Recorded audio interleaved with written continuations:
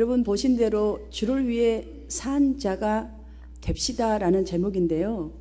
이 성경을 보면 그 문제 때문에, 내가 가진 문제 때문에 하나님께 기도하다가 하나님을 만나는 사람, 또 세상을 섬기던 그들이 하나님을 섬기게 되고 또 하나님께 순종하다가 하나님의 기적을 경험하는 사람들의 이야기로 성경 속은 가득 채워져 있다고 해도 과언이 아닐 거예요. 그 죽음과 같은 고비의 문제 때문에 그동안 믿었던 모든 것들을 주님 앞에 다 내려놓을 수가 있었고, 또 그렇게 내려놓으면서 기도하다가 능력의 기도의 사람이 되기도 하고, 또한 그 믿음들이 재료가 되어서 정말 다윗처럼 그의 모든 은택을 잊지 말지어다, 이 모든 사람들을 향해서 담대하게 하나님의 은혜를 잊지 말라고, 지금 우리가 하나님의 은혜를 입고 산다고 이렇게 선포할 정도로 항상 간증하면서 사는 능력의 사람이 되기도 했던 그런 인물들이 성경 속에는 너무나 많습니다. 우리의 현실 속에도 참 있습니다. 바로 이러한 모습이 주를 위해서 사는 사람이 아닐까라는 생각을 해봅니다. 사랑하는 성도님 모두가 주님을 간증하며 사는 산자의 그 은혜가 매일 더해갈 수 있도록 사랑하는 여러분들의 마음을 활짝 열고 말씀을 들으시기를 주님의 이름으로 축복합니다. 오늘 본문의 요점을 제가 예수님이 하신 말씀의 요점을 먼저 드리기를 원합니다. 왜냐하면 중요하기 때문입니다.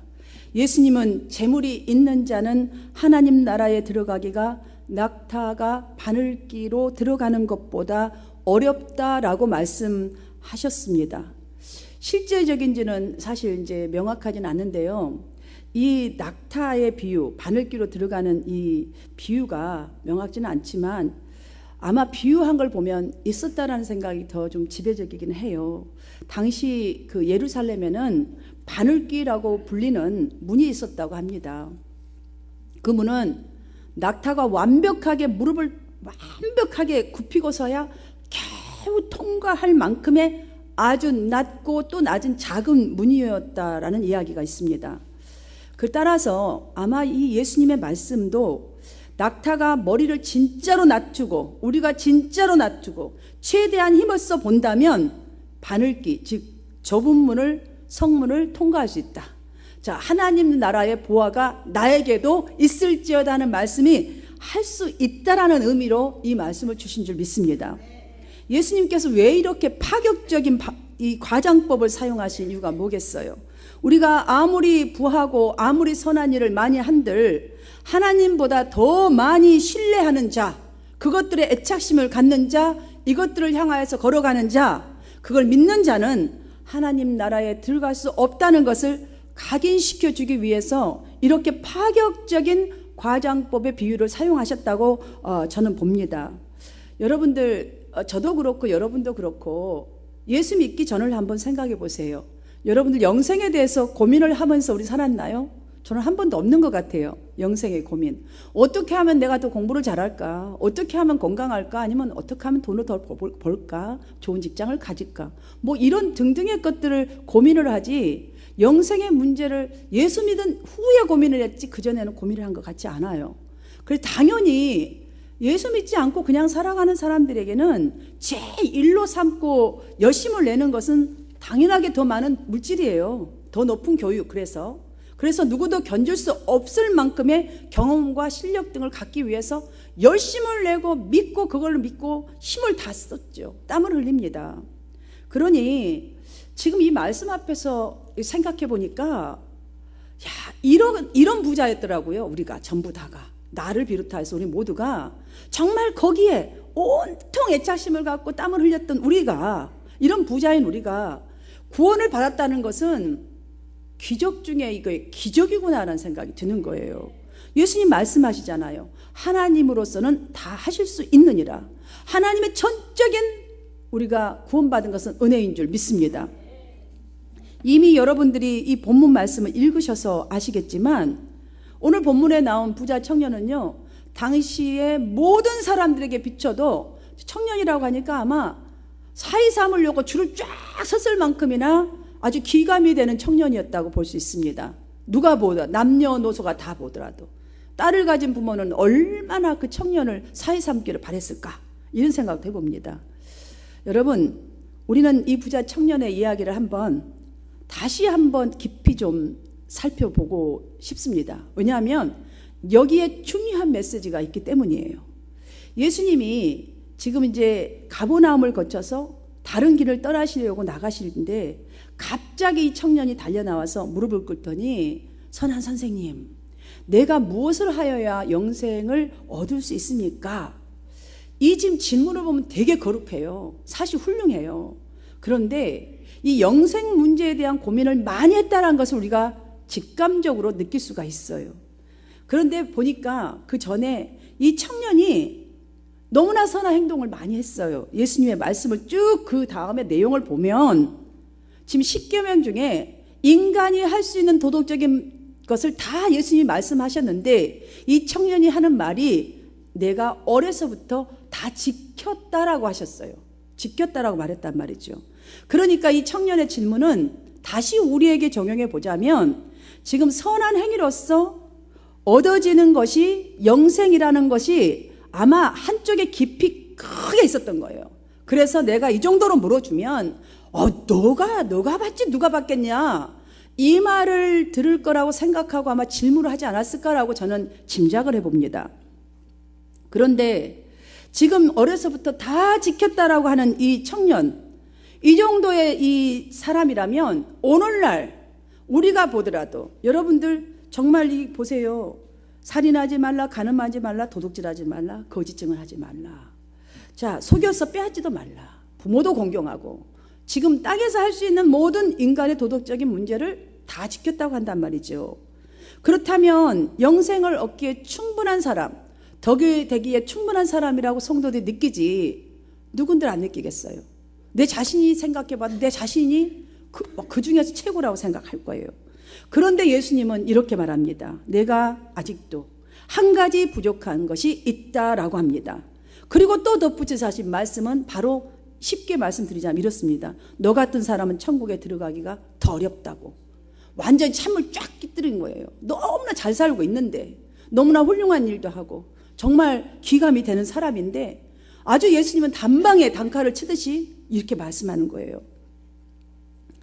이러한 말씀을 들으시는 성도님들 중에는요, 놀랍게 생각하고 고민하는 분들 분명히 계실 수 있어요.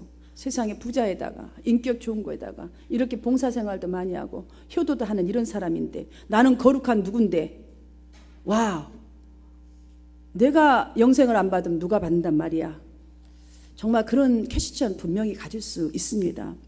여기 보십시오. 제자들도 그럼 누가 구원을 얻을 수 있단 말이냐며 놀라는지라 라고 했지 않습니까? 놀랄 수밖에 없는 것이 우리도 이런 생각을 갖고 있고요. 이 제자들도 우리와 동일한 생각을 갖고 있었습니다. 그것이 무엇이냐면 구약에서는 일반적으로 재물의 부요함을 많이 갈수록 더해지는 사람을 보고 하나님의 축복을 받은 자라고 간주했기 때문이지요.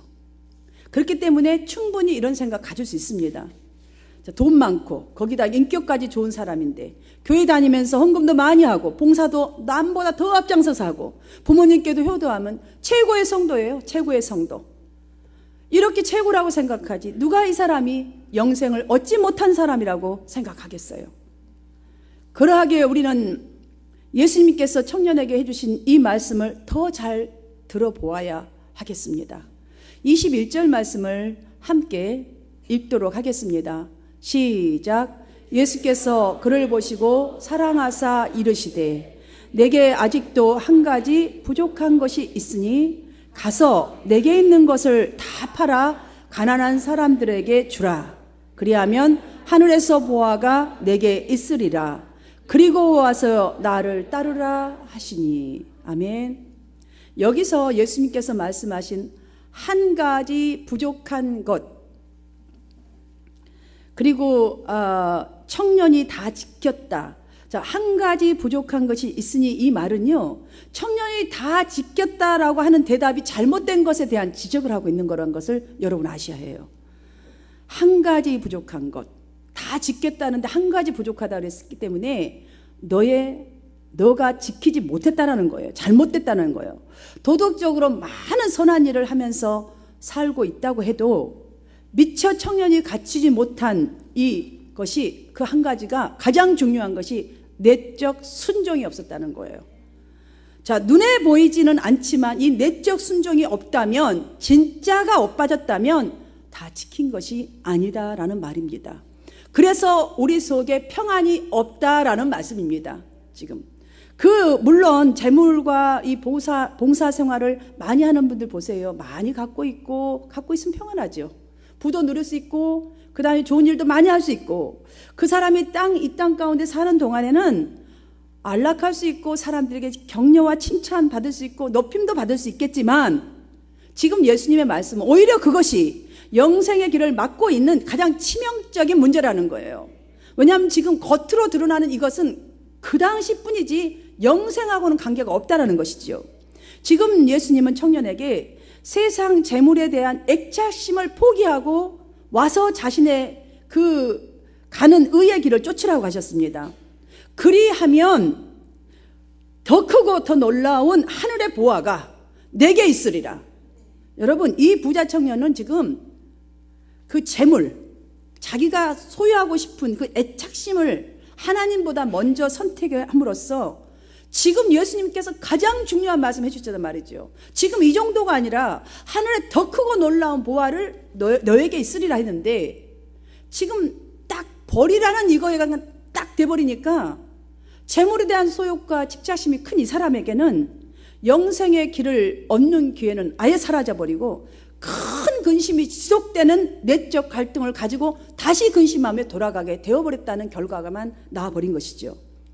그러므로 성경은 재물이 있는 자는 하나님 나라에 들어가기가 어렵도다라는 이 말을 했는데요. 많은 성도들은 문자적으로 가끔 저에게 묻는 사람도 있어요. 목사님, 재물이 이렇게 많으면 천국 못 간다는데.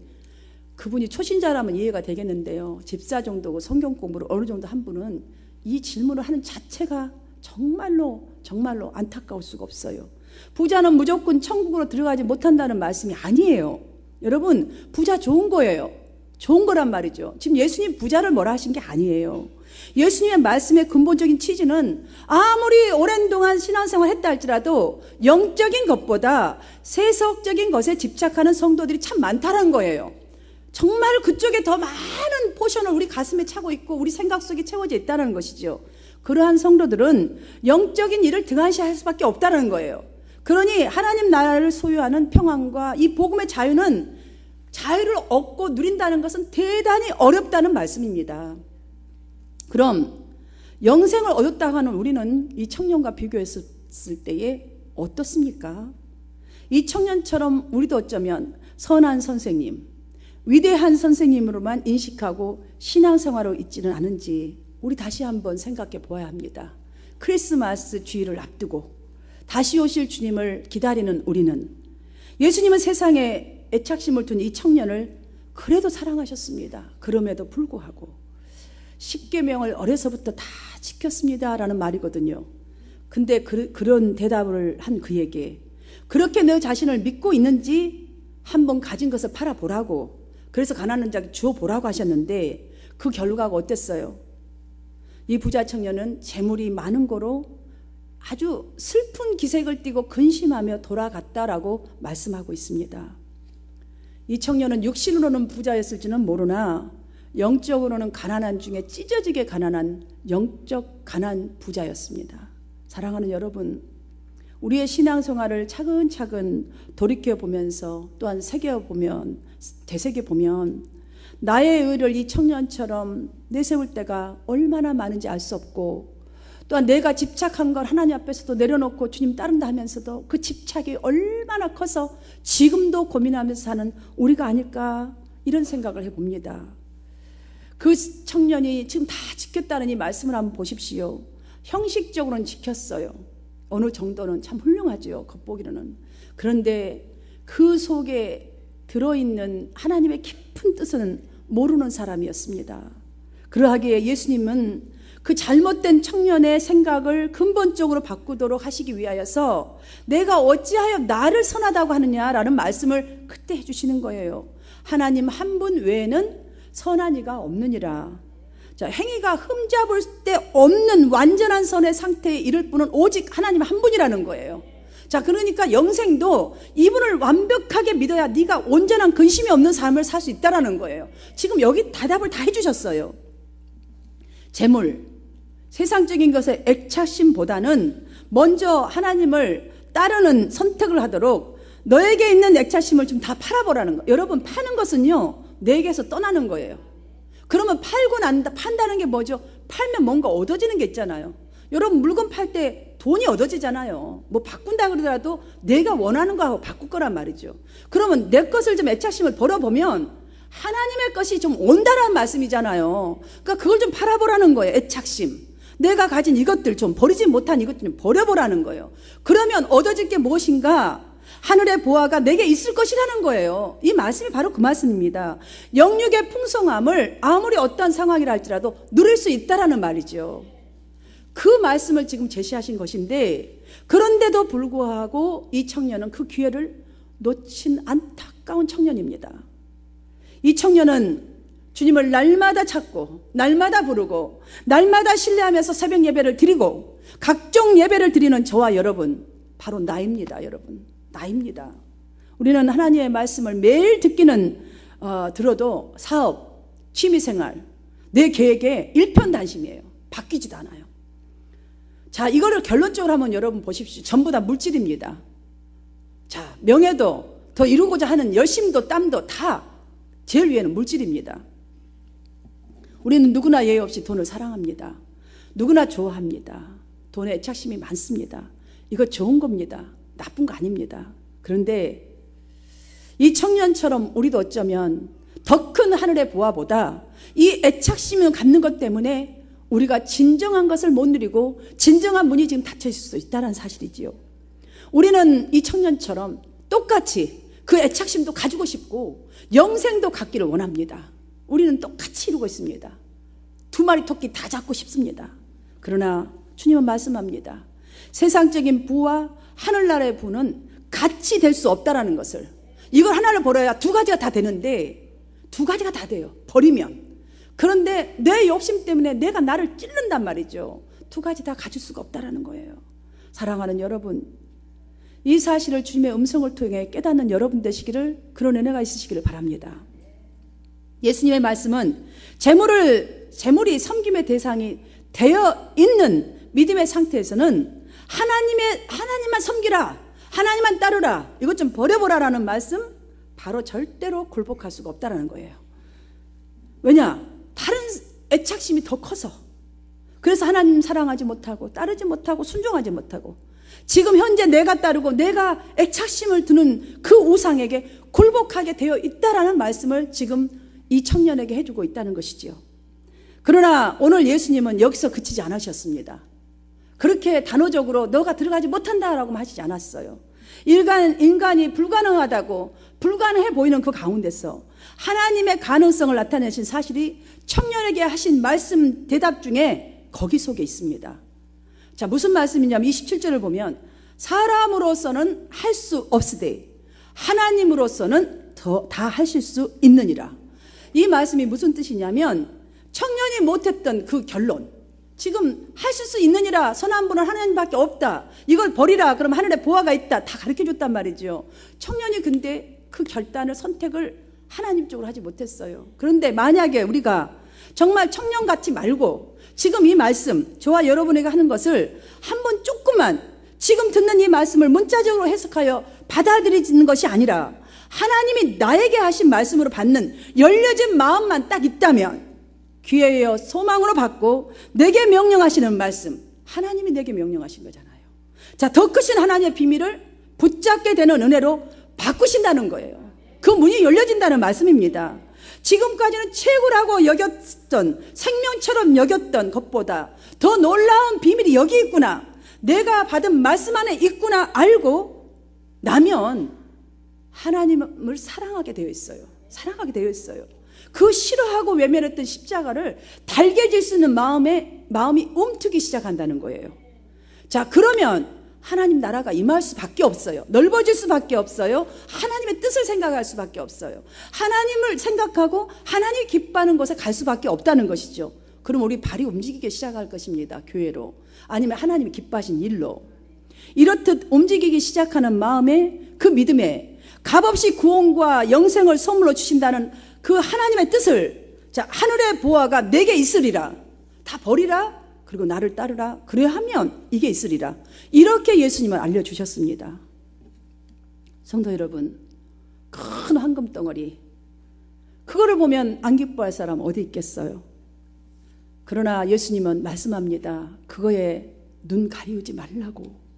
하나님의 우선순위가 아닌 그 어떤 것이든 그것에 애착심이 더 많아지면 그것이 나에게 위험을 자초하는 장벽이기에 성경은 우리에게 이렇게 말해줍니다. 돈을 사랑함이 일만하게 뿌리가 되나니 이것을 탐내는 자들은 미혹을 받아 믿음에서 떠나 많은 근심으로 자기를 찔렀도다 라고 했습니다. 사랑하는 여러분, 지금 예수님이 말씀하시는 것은 우리가 받은 은혜, 갖고 있는 은혜, 믿음, 아니면 물질, 그때그때 선용하고 해야지 그대로 쌓아두고 거기다가 더 얻기 위해서 온통 거기에 온 힘을 쏟게 된다면 그것이, 쏟는 그것에 물질이 이내 우리를 노예로 삼고 근심의 종이 되게 할 것이라는 말씀이에요. 그래야게 예수님은 부자 청년에게 소유한 재물을 가난한 이웃에게 나눠주면 지금 너가 집착하고 있는 그것을 좀 나눠버리는 마음으로 좀 한번 버려보라는 거예요. 그러면 하늘의 보화가 그 장소에 쌓일 것이라고 말씀해 주신 줄 믿습니다. 그런데도 불구하고 안타깝게도 청년은 온 그 사람의 보는 눈과 마음이 자신이 번 재물이 너무나도 소중한 거예요. 막 애착심이 간 거예요. 그것에 가려져서 더 크고 놀라운 하나님의 그 엄청난 축복을 볼 수 없었다는 사실이지요. 그래서 귀가 막혀버리고 보지를 못하고 마음도 다쳐버린 거예요. 주님이 버리라는 그 한 말씀만 너무 커서, 어머, 이 많은 걸 내가 그동안에 어떻게 버렸는데 버려. 내가 지금까지 이렇게 했는데 나 그건 못하지. 그건 못하지. 이거 갖고 하라면 하는데 나는 못하지. 조금 띄워주라고 하는데 나는 못하지. 이 헌신 나는 못하지. 지금 이것이 더 큰데, 돈 벌어야 되는 이 시간에 나보고 헌신하라고, 택도 없지. 근심하며 슬픈 기색으로 돌아갈 수밖에 없습니다. 사랑하는 여러분, 주님의 물음은 지금 그 명령은 물질 자체를 다 버리라는 뜻이 아니라는 것이 여기서 바로 드러났잖아요. 물질에 대한 애착심, 그 사랑과 애착심을 버리라는 거예요. 물질을 버리란 말이 아니에요. 물질이 많은 사람 왜 죄가 됩니까? 여러분, 물질 많아야 합니다. 그런데 그 물질이 여러분을 집착하게 하는 것은 그 마음을 버리라는 거예요. 그래야 더 넓게 사용하고 더 멋진 크리스찬이 되지요. 전해져 오는 이야기인데요, 이건 실질적인 것일 수도 있어요. 알렉산더 대왕이 이제 전쟁을 치러요. 그래서 이제 자꾸 성공을 하면서 페르시아를 행진하고 있는데 이미 이기고 거기를 행진하고 가니까 너무나 많은 전리품들이 막 있는 거예요. 이제 왜냐하면 다 이겼으니까 거기에 남은 막 금, 은, 각종 보물들이 쌓여 있는 거예요. 그러니까 갑자기 이 군대들이 미치는 거예요. 군인들이 좋아가지고 이 보물에 막 눈이 뒤집힌 거예요. 그래서 온 이 막 금, 은, 막 어떤 보물들을 넣을 수 있는 거 다 넣는 거예요. 군인들 여기 딱 묶잖아요. 그리고 군화 신잖아요. 막 그 바지 속에 다 넣고 걸음을 못 걷는 거예요. 이게 몸이 무거워서 행진을 할 수가 없게 되는 문제가 생긴 거예요. 알렉산더는 너무나 고민했습니다. 이런 몸으로 갔다간 다 죽는 거예요. 지금 보물만 가지면 뭐예요? 가면 죽는데, 전쟁해야 되는데. 그렇게 결단합니다. 보물 하나도 남기지 않고 싹싹 뒤져서 다 불에 태우라고. 그래서 보는 앞에 다 태웠습니다. 자, 다 태우고 나니까 모든 군인들이 다툼이 그쳤어요. 서로 가지는 다툼이 그쳤고 또 안전하게 되었고 다시 승리를 향해서 적을 무찌르는 일에 전심전력을 다할 수 있었어요. 그리하여서 승리하였다고 하는 이야기가 전해져 옵니다. 사랑하는 여러분, 우리도 오늘 주님의 어떠한 말씀을 듣고 또한 대답을 듣기 위해서 이 자리에 나왔습니다. 또 어떠한 것을 정말 소망하면서 기대하면서 이 자리에 나왔습니다. 이 청년처럼 말입니다. 이 청년도 내가 주님 앞에 물으면 그래, 너 잘 살았어, 너 이거 내가 해줄게, 이렇게 듣기를 원하고 예수님께 물었을 것입니다. 우리도 동일합니다. 그런데 정말 우리에게도, 지금 이 청년에게도, 당신을 찾아와서 무릎 꿇는 청년에게도 예수님께서 가르쳐 주신 것은 첫 번째로 더 이상 우상을 만들거나 따라서는 안 된다는 거예요.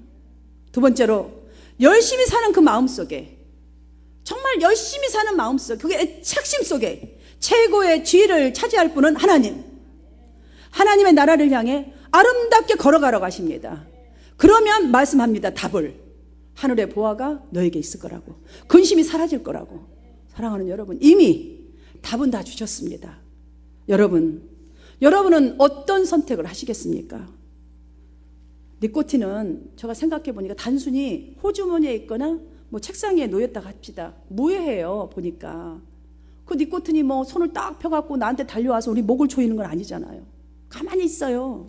그러나 그것이 행사하는 힘을 보면 우리가 그것을 가져오는 순간이에요. 손을 뻗어서 대는 순간에 니코틴에게서 나오는 힘이 나를 장악하게 되더라고요.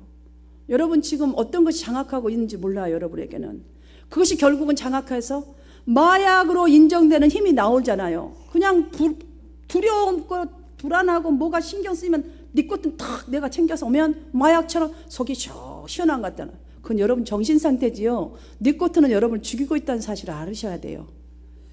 사랑하는 성도 여러분, 하나님께서 주시는 이 믿음, 이 정금 같은 구원, 은혜, 우리의 재물을 어떻게 쌓느냐에 따라서 여러분의 인생이 축복의 문이 활짝 열리는 재단이 될 수 있고 하나님의 재단이 될 수 있고 축복을 가로막는 벽이 될 수도 있습니다.